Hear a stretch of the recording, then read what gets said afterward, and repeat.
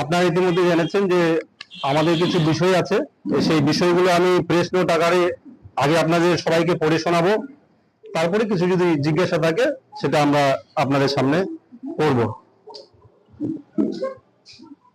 Media বন্ধুগণ, বালুরঘাট বিধানসভা প্রিয়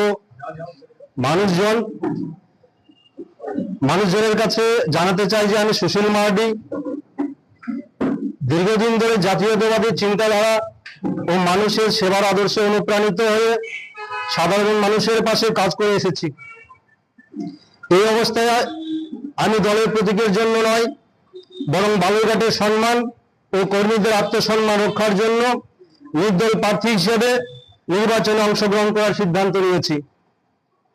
আজ আমি কোনো বড় নেতা হিসেবে নয়, কোনো দলের প্রতিনিধি হিসেবে নয়, আমি আপনাদের একজন হয়ে, আপনাদের ছেলে হয়ে, আপনাদের ভাই হয়ে এখানে দাঁড়িয়েছি। আমি রাজনীতি করতে আসিনি, আমি এসেছি অন্যায়ের বিরুদ্ধে দাঁড়াতে। আমি এসেছি সেই কণ্ঠস্বর হতে যাকে এতদিন চুপ করিয়ে রাখা হয়েছিল। আমি এসেছি বালুরঘাটের মানুষের জন্য। বালুরঘাটের মাটি, এই মাটি আমাদের পরিচয়, এই মাটি আমাদের গর্ব। কিন্তু আজ প্রশ্ন হচ্ছে, এই মাটি মানুষের কথা কে শুনছে? যারা বছরের পর বছর লড়াই করে এসেছে, যারা দলকে শক্তিশালী করেছে, যারা দিনরাত পরিশ্রম করেছে, আজ তাদের মতামতকে কি সম্মান দেওয়া হয়েছে?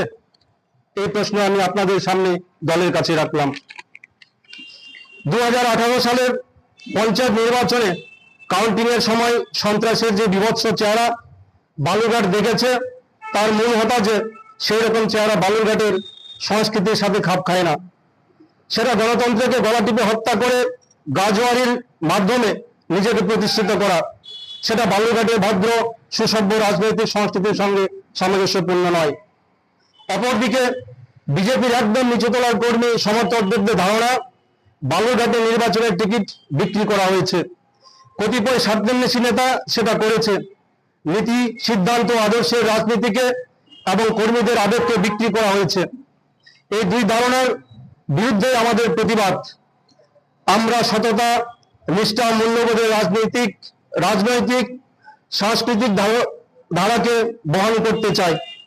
নির্বাচনী লড়াইয়ে বামফ্রন্ট এই মুহূর্তে হিসাবের মধ্যে আসে না, তা তাদের নিয়ে কিছু বললাম না। আমরা সাধারণ মানুষের কাছ থেকে অল্প অল্প করে সংগৃহীত অর্থে নির্বাচন লড়ব। কমপক্ষে 1000 লোকের কাছে আমরা যাব। সেই কাজ আমরা অলরেডি শুরু করে দিয়েছি। সাধারণ মানুষকে আমাদের কথা বলে, তাদেরকে অনুরোধ করে 10, 20, 50, 100, 200, 500, 1000, 2000 সংগ্রহের মাধ্যমে 5000 টাকার বেশি আমরা কারো কাছ থেকে নেব না, দিতে চাইলেও না। আমি আপনাদের মাধ্যমে সবাইকে অনুরোধ করছি, কেউ যদি আমাদের নাম করে বেশি পরিমাণের টাকা কারো কাছ থেকে চায় তাহলে দয়া করে দেবেন না। ব্যক্তি অশোক লাহিড়ীকে নিয়ে আমাদের প্রতিবাদ নয়। এটা অবশ্যই একটা বিষয় যে এরকম ব্যক্তিকে অপমান করে তাহলে ভদ্রলোকের রাজনীতিতে আসতে উৎসাহী হবেন না। কিন্তু আমাদের মূল প্রতিবাদ অশোক লাহিড়ীকে কেন্দ্র করে বালুরঘাটবাসী উন্নয়নের যে একটা আশা দেখেছিলেন, সেই আশা ও মনোভাবের সাথে প্রতারণা, বিশ্বাসঘাতকতা করা হয়েছে। আমাদের সাথে সব গোষ্ঠীর লোক আছে, মাহাতো, বর্মন, আদিবাসী, ওবিসি, জেনারেল কাস্ট, সব গোষ্ঠীর, সব শ্রেণীর, সব বর্ণের সনাতনী জাতীয়তাবাদী মানুষ আছেন। অবসরপ্রাপ্ত কেন্দ্রীয় সরকারি কর্মচারী থেকে শুরু করে ছাত্র, কৃষক, দিনমজুর, সব পেশার মানুষ আছেন, সব বয়সের মানুষ আছেন, বাড়ির মহিলারা আছেন। আমরা নিজেকে একদম খাঁটি বিজেপি বলে মনে করি। আমাদের প্রতিবাদ কতিপয় নেতৃত্বের বিরুদ্ধে, যারা প্রকৃত নিষ্ঠাবান কর্মীদের আবেগকে মূল্য না দিয়ে একদিন আগে অন্য দল থেকে আসা ব্যক্তিকে দলের প্রার্থী করেছে। 1980 সালের 4 এপ্রিল সিদ্ধান্ত নেওয়া হয়েছিল।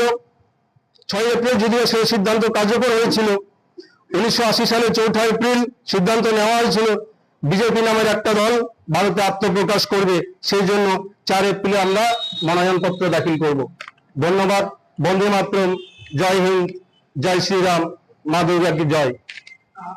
সুশীল মহারণী আপনাদের যেটা বিজেপির এসটি মোর্চার জেলা সভাপতি ছিল, সে আজকে প্রেস মিট করেছে এবং আলাদাভাবে নির্দল প্রার্থী হিসেবে দাঁড়াচ্ছে, কি বলবেন বিষয়টা?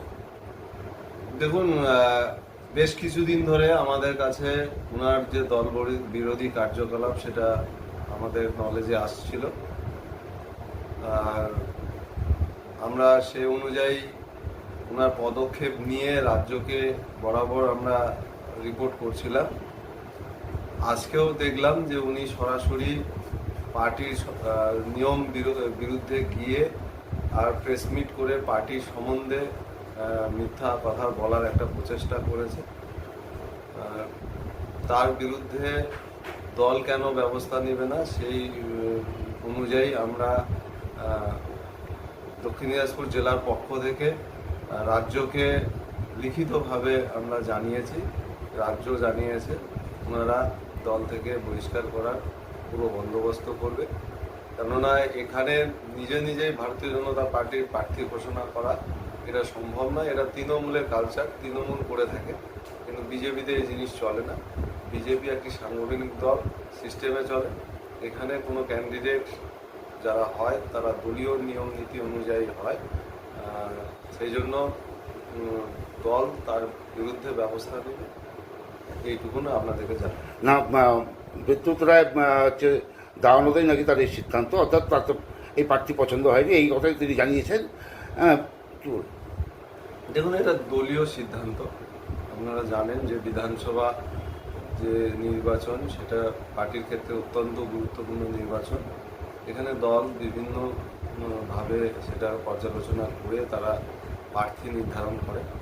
আমাদের সকলেই কাজ সেখানে দলীয় নিয়ম নীতি মেনে সেই প্রার্থীকে জেতানো।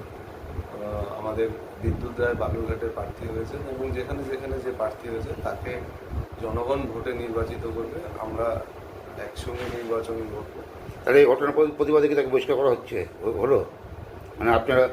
আমরা পুরো রিপোর্ট রাজ্যকে পাঠিয়েছি। আমাদের যেটা নিয়ম আছে সেই অনুযায়ী রাজ্যে এই কাজ করে থাকে, রাজ্যে সিদ্ধান্ত ঘোষণা করে এবং আজকের মধ্যেই রাজ্য এই সিদ্ধান্ত ঘোষণা করবে বলে আমাদের কাছে খবর এসেছে।